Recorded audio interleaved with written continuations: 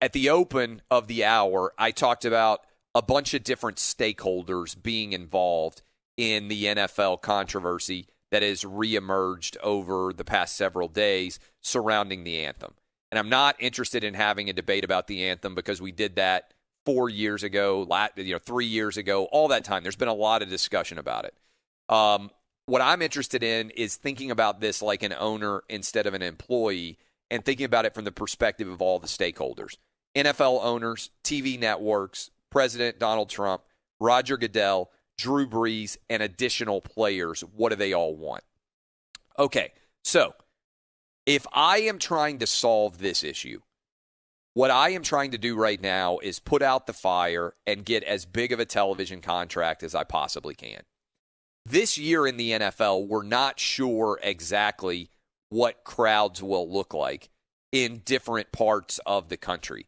It may be the case that in Texas, almost full stadiums exist, and it could be in California that almost no one is allowed to go to games. That could happen. We don't know exactly what it's going to look like, but we know that everybody is going to be hypersensitive to the coronavirus. So if I'm sitting around and I'm trying to think about how to avoid an anthem controversy and just play football for this season, tell me what you think about this idea. If we said the only people that are allowed to be on the football field are people directly connected to the necessity of the game, both from playing, officiating, and televising. Otherwise, there are no people there because we want to try to keep the players from unnecessary risk of infection. Why couldn't you eliminate cheerleaders and all pre-halftime and post-game festivities, as well as the introduction of players, all of that? I'm already thinking about this a little bit, for instance, in the NBA, because we know the NBA is not going to have crowds present in their gyms.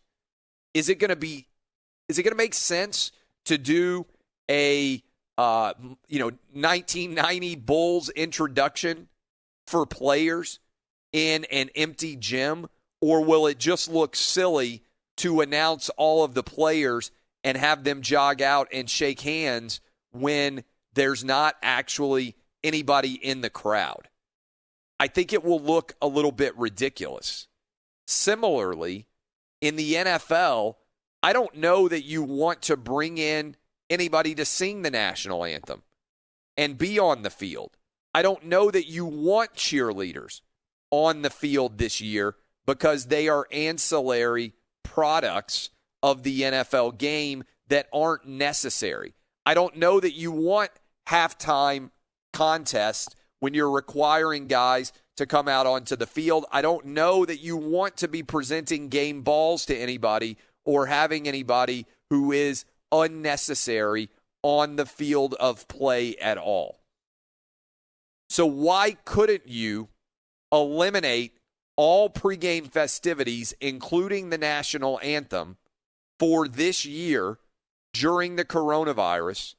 Argue that you're doing it, which is a decent argument, to allow the players to be protected from additional and unnecessary exposure. Because the good thing about NFL stadiums is even if there are fans, there's typically a pretty big gap between where the fans would sit in an NFL stadium and where the players are. It's unlikely that a player or a fan would come within 6 feet of each other unless a player decides to do it, right? If you did a Lambeau leap, for instance, which may not be a thing with the coronavirus going on, you're choosing to be in close contact with a fan. But otherwise, thanks to the way that the NFL is benefited by the design of the stadiums, you would theoretically be able to avoid having fans in close proximity to players. Now, what would the reaction be to this idea? So in that universe, you would eliminate any of the controversy surrounding what happens during the national anthem. You could potentially play the national anthem on the jumbotrons for the fans that are in attendance before the players come out onto the field. And maybe you could also make and include a social justice video that you play as part of the introduction before the actual players run onto the field. But by the time the players run onto the field, there's nothing going on except a coin flip and the start of the game. Does that make sense to a lot of you out there? I think it kind of does.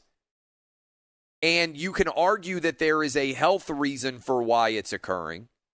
Because if you really want to get aggressive, you can even point to studies that show when people sing that they expectorate. In other words, they are spitting, their breath moves further than it otherwise would and could put people in danger who are there standing alongside for the national anthem.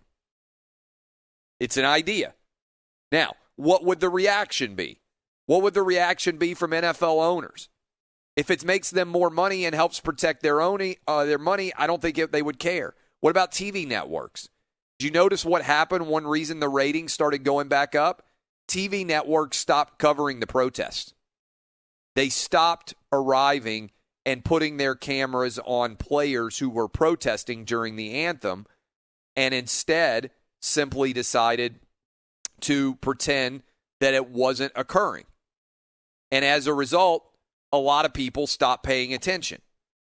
The president might complain, but it puts him in a tough spot if he complains, and the reason the NFL is citing for why they have changed the protocols this year is the coronavirus, because there are a lot of changes that are going on because of the coronavirus. Roger Goodell, again, it's a bit of a messy compromise, but it's potentially a compromise that works pretty well. Drew Brees and players like him who don't want to end up in the center of controversy forever and want everybody to like them would probably be comfortable with this solution. Players who want to make a statement still have the right to make statements, and the NFL has endorsed their right to make the statements, but they do it in ways other than during the anthem. And for all the players out there who don't really care about anything other than making money, they have that right to make as much money as they possibly can. This, to me, seems like it may be a solution that makes an absolute ton of sense going forward. I'm going to talk with a couple of guests about this during the course of the program, and I think that a lot of you out there would also think about this and say, you know what? Maybe this starts to make a little bit of sense. It doesn't make everybody happy, but it could avoid the NFL having their ratings drop 19% again, and it postpones any kind of resolution for another year when you would hope things are a lot calmer and you can then figure out what makes sense going forward. Because remember, prior to 2009, NFL players were not on the field for the national anthem. This was something that was changed as a way to theoretically make the league look more patriotic.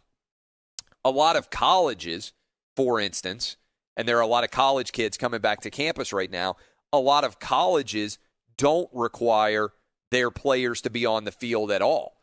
So if you've wondered why we haven't seen anthem controversies in, for instance, college football, it's because the SEC, for instance, has never had its players out on the field for the national anthem. They don't bring them out until after the anthem. So in many parts of college football, every conference has a different rule. The SEC is the biggest conference in all of college football. They have avoided this controversy by simply having a rule in place that their players never came out for the national anthem because there's so much pomp and circumstance otherwise involving teams and coaches and players running onto the field, which is arguably a much greater moment of pageantry in college football than it is the NFL. The introduction of the team and the way they enter the field in college football is a much more exciting way, I think, than the way the NFL does it. But that's a debate into the future.